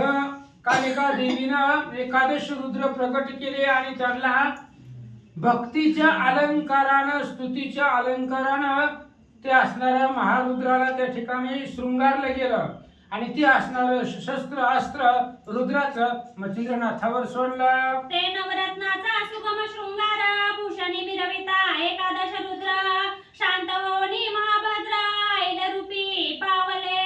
आणि अशा पद्धतीने ते नवरत्नाचं नवभक्तीचं नवविधा भक्तीच्या शृंगारानं त्या असणाऱ्या रुद्राला एकादश रुद्राचा शृंगार केला, त्याची स्तुती केली. त्याच्यामुळं एवढं असणारं भयंकर शस्त्र रुद्र, पण ते सुद्धा असणारं नवरत्नाच्या भक्तीनं ते शांत झालं असं सांगतात. ते पाहुनी मच्छिंद्रनाथ वज्रास्त्र त्वरित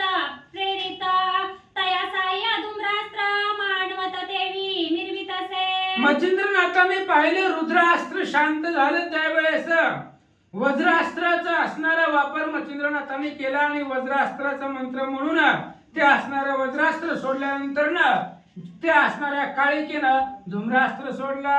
तेने करुणी दुमदुमाकार मावळला मित्र ताराचंद्र तया संधित वज्रास्त्र निजमस्तकी भेदित असे.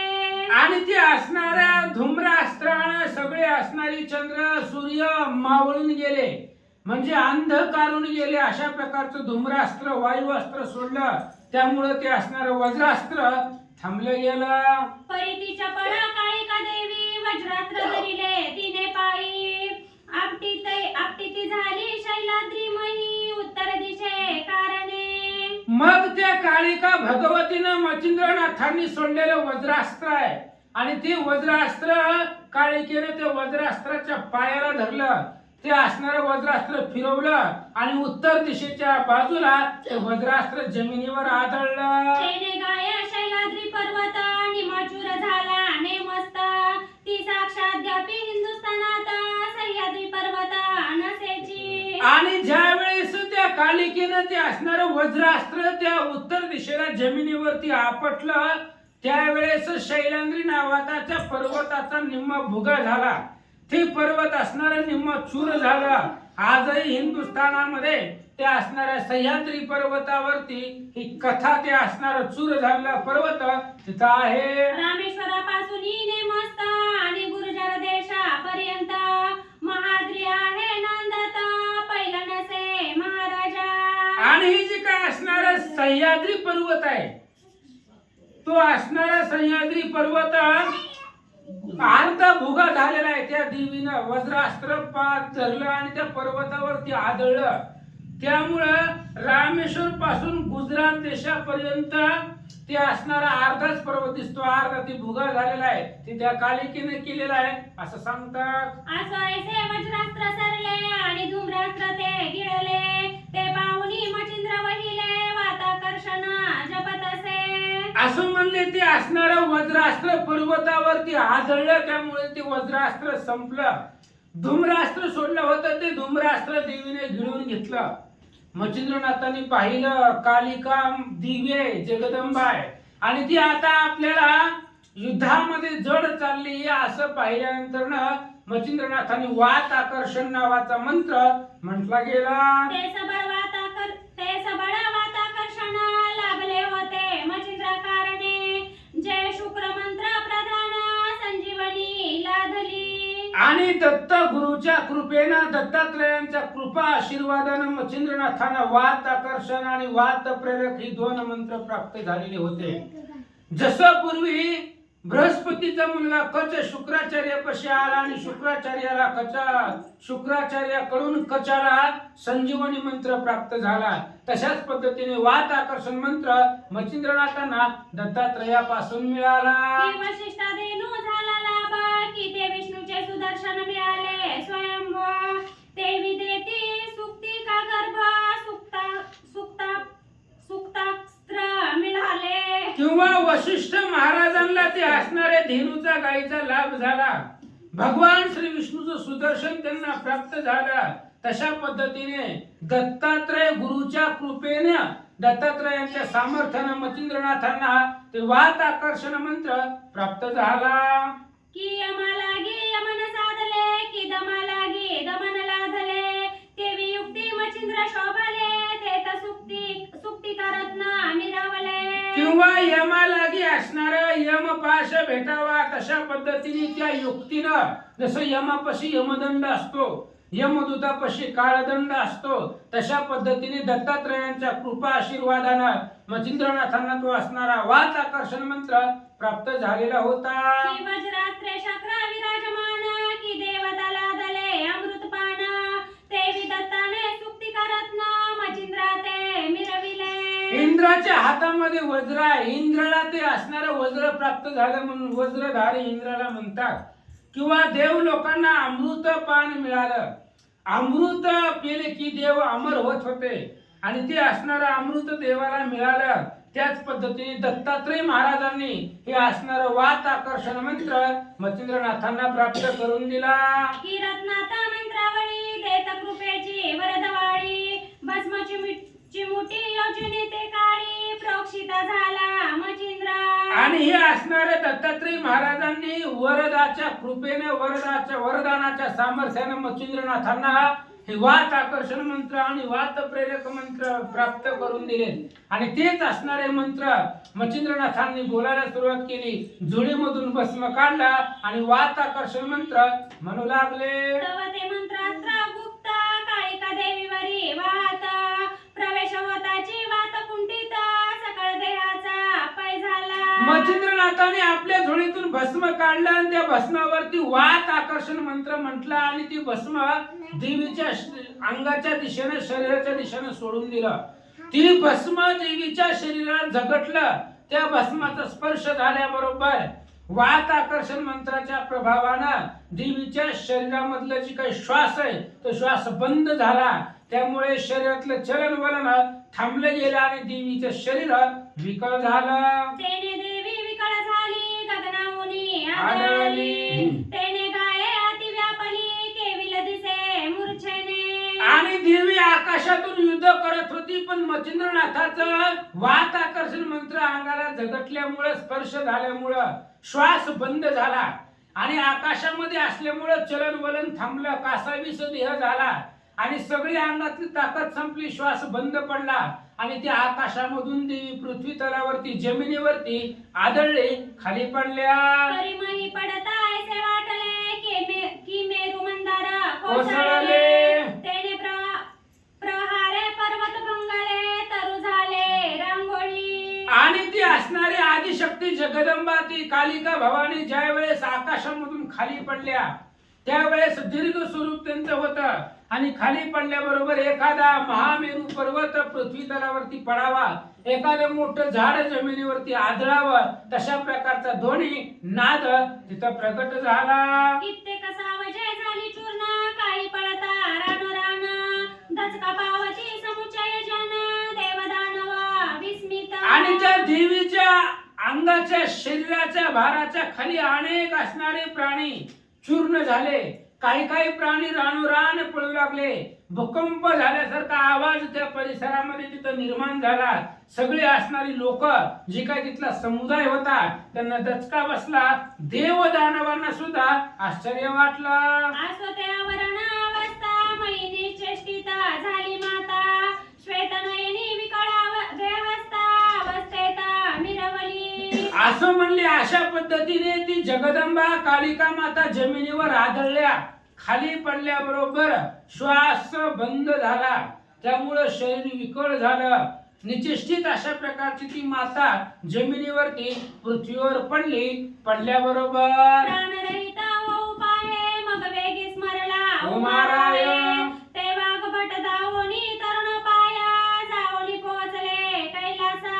आता देवीच्या लक्षामध्ये आलं आता आपण जगत नाही. श्वासच बंद झाला. श्वासच घेता येत नाही. त्यामुळे आता आपला प्राण जातोय. आता आपण जगत नाही. म्हणून आपलं आराध्य दैवत कुलदैवत कोण असेल तर ते महादेव जे आहेत. आणि त्या महादेवाचं स्मरण करायला सुरुवात केली. अंतःकरणापासून हाक मारली आणि तो हाकेचा ध्वनी कैलासापर्यंत महादेवाच्या कानावर पोहोचला. जाताची श्रवणद्वारी बोबाट सावध होय कैलासनाथ. की शिवकरीचे काळिकास्त्राच्या संकटाते पडिले. आणि त्या काळिका भवानीने अंतःकरणापासून एक हाक महादेवाला मारली. त्याबरोबर तो असणारा कालिकेचा जो आवाज होता तो महादेवाच्या कानापर्यंत जाऊन पोहोचला. कैलास पर्वतावरती महादेव ध्यानस्थ होते. सावध झाले, जागे झाले आणि अंतर्दृष्टीने पाहिलं आपलं जे काही कालिका अस्त्र आहे, कालिका भवानी आहे, ते अस्त्र आज संकटामध्ये सापडलं असं महादेवाच्या लक्षात आलं. तर हृदयी पाहे विचारून मच्छिंद्रनाथाचे झाले आगमन. मग नंदिकेश्वरी सिद्ध होऊन तया ठाई पातला. महादेवाने अंतःकरणामध्ये हृदयामध्ये विचारलं कोण आहे असा जगामध्ये जो कालिका अस्त्राला हरवेल किंवा कालिका अस्त्राचा जीव घेईल, प्राण घेईल, असा जगामध्ये कोण आहे. महादेवांनी अंतर्दृष्टीने पाहिलं तर लक्षात आलं मच्छिंद्रनाथाचं आगमन झालंय. मच्छिंद्रनाथानं ते असणाऱ्या अस्त्राला जर्जर केलेलं आहे. ही ज्या वेळेस महादेवाच्या लक्षामध्ये आले त्यावेळेस नंदीवरती आरूढ झाले आणि नंदीला घेऊन महादेवजी त्या ठिकाणी त्या युद्ध क्षेत्राच्या जमिनीवरती येऊन पोहोचले. एताची देखे मच्छिंद्रनाथ धावली लगबगी अति त्वरित चरण कमळी कमनातीत मूर्ध कमळ अर्पितसे. ज्यावेळेस महादेव नंदीवरती बसून त्या मच्छिंद्रनाथाच्या समोर आले, मच्छिंद्रनाथांनी पाहिले की महादेवजी आलेले आहेत. मच्छिंद्रनाथ धावत गेले आणि आपलं डोकं महादेवाच्या चरणावरती पायावरती ठेवलं. शिव उतरवणी नंदिकेश्वरी भाऊके कवळेला दशमखरी भेटोनी हृदया प्रेम लहरी आवळणी दरितसे. लगेच महादेवजी नंदीवरनं खाली उतरले. मच्छिंद्रनाथ महादेवाच्या पायावरती पडलेले होते.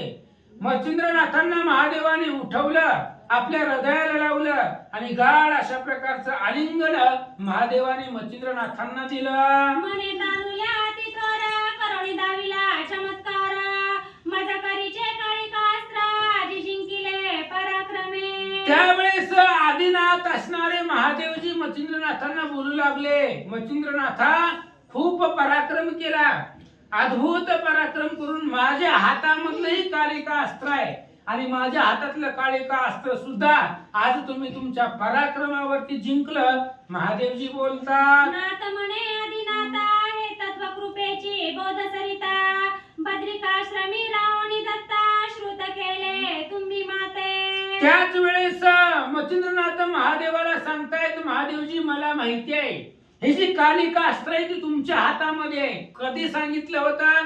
ज्या वेळेस मला महादेवजी घेऊन तुम्ही दत्तात्रयांच्या भेटीला गेले बद्रिका आश्रमामध्ये, त्याच वेळेस दत्तात्रयांनी सांगितलं होतं की महादेवाच्या हातातलं कालिका अस्त्र, तेव्हाच मला माहिती झालं. षण्मास महाराजा रक्षोणी माते प्रसन्न रवी केला तुम्ही दत्त त्या प्रसन्न कुळीचे उदित माते ओपिले कृपेने. आणि महाराज तुम्ही काय केलं? 6 महिने माझं रक्षण केलं.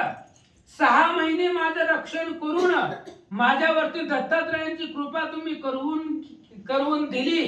त्यामुळे दत्तात्रय प्रसन्न झाले आणि त्यांनी ही कालिका अस्त्र तुमच्या हातामध्ये किंवा तुम्हाला अर्पण केलं. शिव म्हणे बास तू आता सावध करी काळिका दैवता नाथ म्हणे वरद हस्ता मम मौळी स्पर्शावा. लगेच महादेवांनी सांगितलं, मच्छिंद्रनाथांना म्हणले, महाराज तुम्ही म्हणता ते पण बरोबर आहे, पण ही माझ्या हातातलं शस्त्र आहे कालिका अस्त्र, हे जर्जर केलेलं आहे तुम्ही मंत्राच्या ताकदीनं, तर त्या असणाऱ्या कालिका अस्त्राला साजिवंत करा, त्याला जीवदान द्या, असं आदिनाथ भगवान मच्छिंद्रनाथांना बोलतात. माझे मागणे आहे किंचित देवनी स्वामिनी करावे श्रुत जैसा संजीवनीचे अर्थ शुक्रकचा फळला असे. त्यावेळेस मच्छिंद्रनाथांनी महादेवाला सांगितलं, महादेवजी या अस्त्राला मी साजिवंत करतो, पण माझं त्या अस्त्राकडे एक मागणं आहे, त्या देवीकडे एक मागणं आहे, माझं जास्त काही नाहीये. जसं पूर्वी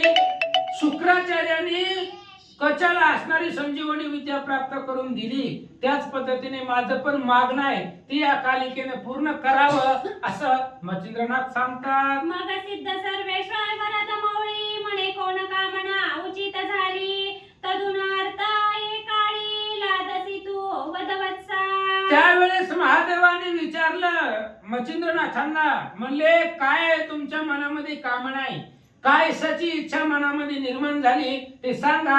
महादेवजी बोलतात, नाथ म्हणे पंचवक्त्रा कवित्व करविले सागरी पवित्रा त्या ते वरदेवणी वरद पात्रा काळिकास्त्र मिरवावे. मच्छिंद्रनाथाने महादेवाला सांगितलं, महादेवजी माझं जास्त काही मागणं नाही, छोटस आहे, आणि तेच मागणं आले त्या देवीला केलं होतं, पण त्यांना रागच आला. त्या देवीला मी आले म्हणलं होतं की मी शाबरी कवित्व केलेलं आहे, शाबरी मंत्र म्हटले, त्याला फक्त सहकार्य करा, त्याला फक्त वरदान द्या, एवढंच बोललो होतो. आणि आता पण तेच मागणं आहे, माझं जास्त काय नाही, मी जी काही शाबरी कवित्व केलेलं आहे त्या कवित्वाला सगळ्या देवांचं वरदान आहे, म्हणून या कालिकेचं सुद्धा वरदान त्याला असावं एवढीच माझी इच्छा आहे. जैसे तव करी बहुदिवस बसोनी अमित केले कार्यास तेवे माझे वक्त्रास काळिकेने बसावे. महादेवजी हे कालिका अस्त्र तुमच्या हातामध्ये अनेक दिवस होतं, आणि या कालिका अस्त्रानं तुमच्या बरोबर अनेक युद्ध केली, अनेक युद्ध जिंकली. तुमच्या हातामध्ये ते अस्त्र राहिलं. जसं तुमच्या हातामध्ये राहिलं तसं माझ्या मुखामध्ये राहावं, म्हणजे ही शाबरी कवित्वाला त्याचं वरदान असावं. म्हणून माझं एवढंच मागणं आहे असं मच्छिंद्रनाथ बोलतात. जय जय कार्य लागे माते तदुन कार्य व्हावे सरते आणि पुढेही मंत्र कार्याते उपयोग व्हावा जयासी. जे जे कार्य मला लागेल ते ते कार्य हे असणाऱ्या कालिकेने सहकार्य करावं. जसं जसं मला शाबरी कवित्वाला काही अडचणी येतील, जशी जशी मदत लागेल तेवढी सगळी मदत मला त्या कालिका अस्त्राने करावा. आणि पुढे जरी कुणाला गरज लागली किंवा माझ्या असणाऱ्या कवित्वाला शाबरी मंत्राला त्यांचं वरदान असावं असं मच्छिंद्रनाथ महादेवाला बोलतात. ऐसे रीती वरदान द्याल जरी प्रसन्न होऊन तरी कामना समाधान निज देही नांदेला. मच्छिंद्रनाथांनी सांगितलं, महाराज एवढी इच्छा माझी पूर्ण करा. त्या कालिकेचं जे काही असणार वरदान आहे, कालिकेचा कृपा असतं त्या माझ्या शाबरी कवित्वावरती असावा. हे जर तुम्ही देत असाल तर मग त्या कालिकेच्या शरीरामध्ये देह नांदेल किंवा त्याला जिवंत करील असं मच्छिंद्रनाथ बोलतात. अवश्य म्हणून उमारमण काळिका तत्करी ओपून परिया समयी जीवित वदान काळिके ते स्वीकारी. महादेवाने सांगितलं मच्छिंद्रनाथांना, महाराज तुम्ही म्हणसाल तसं, पण आता या कालिका अस्त्राला जिवंत करा. जर्जर झालेला आहे, पृथ्वी तलावरती पडलेला आहे, तुम्ही त्याला जीवदान द्या. आता जर तुम्ही जीवदान दिलं, सजीवंत झालं की लगेच मी तुमच्या असणाऱ्या कवित्वाला वरदान द्यायला लावतो असं त्या ठिकाणी बोलू लागले. किती झाले? नमः श्री गुरुभ्यो नमः श्री सीतारामचंद्राय नमः. या परीने ही मानात कार्यासी आहे उदित ऐसे म्हणून करतळी त्वरित भाष्य घेतली मचिंद्रे. महादेवाने सांगितलं, मच्छिंद्रनाथ महाराज तुमच्या कार्याला आम्ही सर्वस्वानं तयार आहोत. ही कालिका अस्त्राला जिवंत करा. कालिका अस्त्राला वरदान त्या शाबरी कवित्वाला द्यायला लावतो.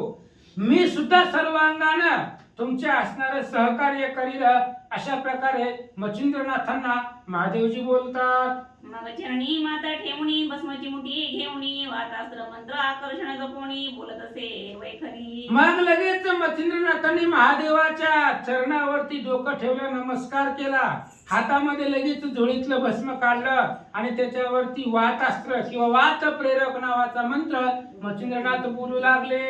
पूर्व पाठ वैखरी होता भस्माची मुठी फेकी तत्वता तेने होणी सर्वथा काळिका देवी उठली. आणि ते असणारे वात अस्त्र मंत्र किंवा वात प्रेरक मंत्राचा पूर्ण उच्चार झाल्याबरोबर ते भस्म त्या कालिकेच्या अंगावरती सोडलं, फेकलं. आणि ते असणारा भस्माचा स्पर्श त्या असणाऱ्या कालिकेच्या शरीरात झाल्याबरोबर त्या शरीरामध्ये वारा वाहू लागला आणि कालिका भगवती उठून बसल्या. बैसगी सावध होणी नाही दिशा पाहेने आणूनी तो अकस्मात शूळ पाणी आपली दृष्टी देखिला. आणि ती असणारी कालिका भवानी उठून बसल्या. जमिनीवरती बसल्याबरोबर 10 दिशेला अवलोकन केलं आणि 10 दिशेला बघितल्यावर समोर महादेवजी आपला स्वामी कालिका भगवतीनं पाहिला. जैसे होय सर्व त्रास तोही मिरवला अस्तिक त्यास देवी आत्म प्राणास रक्षिता झालासी आदिनाथा. जसं पूर्वी सर्पसत्र केलं होतं जन्मेजय राजानं आणि त्या असणाऱ्या सर्पसत्र थांबवलं आस्तिक ऋषींनी. आस्तिक ऋषींनी ती सर्पसत्र बंद केलं, थांबवलं, सर्पांचा प्राण वाचवला. त्या पद्धतीने महादेवजी आले आणि महादेवाने कालिकेचा प्राण वाचवला. भस्मासुराच्या पवनवाती आपण पडिला होता व्यावृत्ती ते रचने विष्णुमूर्ती कृपापात्री मिरवला. भगवान महादेवानं भस्मासुराला वरदान दिलं, ज्याच्या डोक्यावर हात ठोचील तो मरून जाईल, जळून जाईल, भस्म होईल.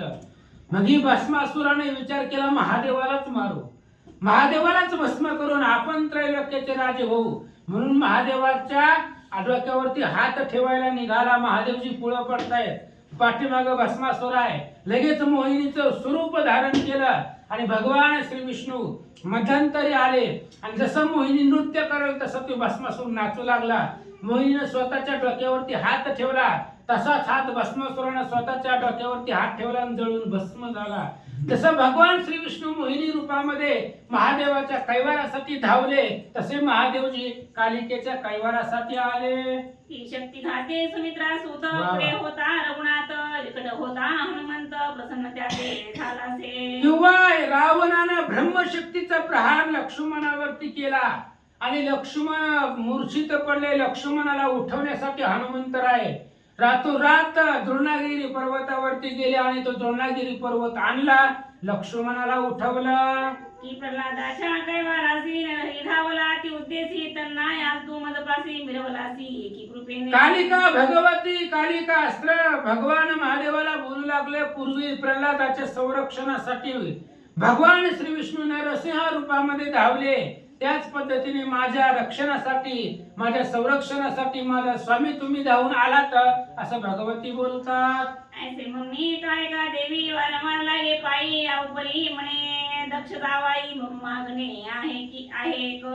आणि ज्या वेळेस कालिका देवीनं बोलल्या, वारंवार महादेवाच्या दर्शन घेऊ लागली, महादेवाच्या पाया पडू लागल्या, त्यावेळेस दक्ष राजाचा जावाई, दक्ष प्रजापतीचा जावाई महादेवजी कालिका भगवतीला बोलू लागले, कालिके अस्त्राला बोलू लागले, माझी एक विनंती आहे, ऐका.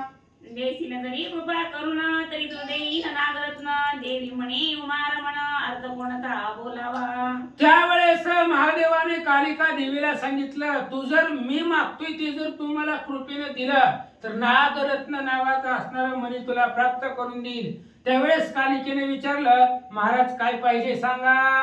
शिव म्हणे बहु दिवस मम करी विराजलीस, आता येऊनी मचिंद्रदास जग उपरी बैसावे. महादेवाने सांगितलं त्या कालिका अस्त्राला, कालिका देवीला, अनेक दिवस माझ्या हातामध्ये राहिली आणि अनेक धर्माचं कार्य तुझ्याकडून घडलेलं आहे. तसंच मचिंद्रनाथाच्या त्या शाबरी कवित्वावरती त्याला वरदान द्यावं, त्यांच्या हस्तामध्ये राहावं आणि पुढचं धर्म कार्य करावं, एवढीच माझी इच्छा आहे. याची मागणी माझी आहे, तू कृपा करून मद द्यावे, हे वचन ऐकुनी महामाये गदगदा हसीन नदी. महादेवाने सांगितलं, एवढंच माझं मागणं आहे, या मचिंद्रनाथांना सहाय्य करावं, कारण हा सुद्धा आदिनारायणाचा अवतार आहे, भगवंताचा अवतार आहे, ईश्वराचा अवतार आहे, त्यामुळे यांनाही तू सहाय्य करावं. त्यावेळेस असं महादेवजी बोलल्यानंतर ना कालिका माता हसल्या आणि काय म्हणतात. म्हणे महाराजा पायापासी मी म्हणविते तुमची दासी, तुके उये धरुणी मानसी दान मागता हे काय. कालिका भगवतीने सांगितलं, महाराज तुम्ही स्वामी आहात आणि मी तुमची दासी आहे. मालकाने फक्त आज्ञा द्यायची असती, ऑर्डर करायची असती, मालकाने याचकतेसारखी विनंती करायची नसते. तुम्ही फक्त सांगितलं तरी असतं ते हे कर, दम देऊन जरी बोलला असतो तरी मी केलं असतं, कारण मी दासी आहे आणि या दासीला एवढी विनंती करताव हे योग्य नाही आहे, असं भगवती बोलतात. जिकडे धाडाल तिकडे जाईन, तुमची आज्ञा मद प्रमाण, तुके गुह्य धरून दान म्हणणे अनुचित हे. महाराज तुम्ही जिकडं पाठवाल तिकडं मी जाईन, कारण तुम्ही मालक आहात, तुम्ही स्वामी आहात, मी तुमची दासी आहे, सेवकी आहे आणि सेवके करावे सांगितले काम. तुम्ही जिथं जा म्हणल तिथं मी जाईल आणि तुम्ही मला याच्या कसारखं दान मागताय हे अनुचित आहे, असं भगवती बोलतात. जैसा वाचस्पती ज्ञान चाड, आजा रक्षक पुसे कोड, तन्नाय माझी आपाड जपसी की महाराजा. अहो वाचस्पती म्हणजे बृहस्पती सारखा ज्ञानवान पंडित आणि गाई राखणाऱ्याला किंवा बैल राखणाऱ्याला तो ज्ञान पुसर विचारेल का, तशा पद्धतीची अवस्था झाली, भगवती बोलतात. उड्डाण करावयार्थी ओलांगुळ असतवी मारुती, तन्नाय प्रयुक्ती जलपदा की महाराजा. अहो किंवा उड्डाण करायच्या वेळेस समुद्रावरनं उड्डाण करायचं होतं, त्यावेळेस सर्व वानरांनी स्तवन केलं होतं, हनुमंतरायाची स्तुती केली होती, जावा बजरंगबली तुम्ही सीताशुद्धी करून या, तशा पद्धतीने विनंती स्तुती करून मला मागत आहे, अनुचित आहे, भगवती बोलतात. की पियुष मृत्यू निवारणास सविता झाला बळीरस, केटक्या करिता महापरिस विन्वितसे धनाड्याला. किंवा अमृत असणारा अमृत मृत्यू निवारणासाठी ते असणाऱ्या अमृताची याचना त्या ठिकाणी करावं लागला. एखादा असणारा श्रीमंत आहे, धनाढ्य आहे आणि तो असणारा धनाढ्य परिसाची स्तुती करावी, तशा पद्धतीने तन्नाया प्रणापती गोप्य धरुणी करीती विनंती परिहेश राज्य सेवकाप्रती कदा काळी साजेना. तशा पद्धतीने महादेवजी तुम्ही विनंती करता ही तुमचा मोठेपणा आहे, पण ती आम्हाला योग्य वाटत नाही. तुम्ही जगताचे मालक आहात, स्वामी आहात, आणि तुम्ही मला माझ्यापाशी याचकासारखी विनंती करताय, बोलताय, हे अनुचित आहे, योग्य नाहीये. भगवती बोलतात, तरी आता सोयचे मान्य करीन स्वामी शब्दास नि बोलावणी मचिंद्रास जरणेही कवळीला. आता हे असं म्हणले, अशा पद्धतीने तुम्ही जसं सांगितलंय त्या असणाऱ्या स्वामीच्या शब्दाला मी मान देईल म्हणून मच्छिंद्रनाथाला बोलवलं. आणि मच्छिंद्रनाथाला त्या ठिकाणी जगदंबा काय म्हणतात, म्हणे बाळे ऐक वचन साबरी विद्या करी यत्न तेथे जाईल माझे नाम तेथे साह्य मी असे. लगेच कालिका भगवतीनं मच्छिंद्रनाथांना सांगितलं, महाराज तुम्ही जी काही शाबरी कवित्व केलेलं आहे आणि त्या कवित्वाला जिथं जिथं माझं नाव लागेल तेव्हा तेव्हा मी ते असणारे जाऊन रक्षण करील, वरदान देईन. कवण आरती असो कैसे मी प्रवर्तुनी उच्चारास ऐसे करत देवणी भाष्य समाधानी मिरवले. महाराज तुमचं शाबरी कवित्व आहे, शाबरी मंत्र आहे, कोणी बी त्या मंत्राचा उच्चार केला, माझं नामस्मरण केलं, माझं नाव घेतलं, तरी तुमच्या मंत्राला मान देऊन मी त्याच्या मदतीसाठी जाईल आणि तुमच्या असणाऱ्या मंत्राला परिपूर्ण सहाय्य करील.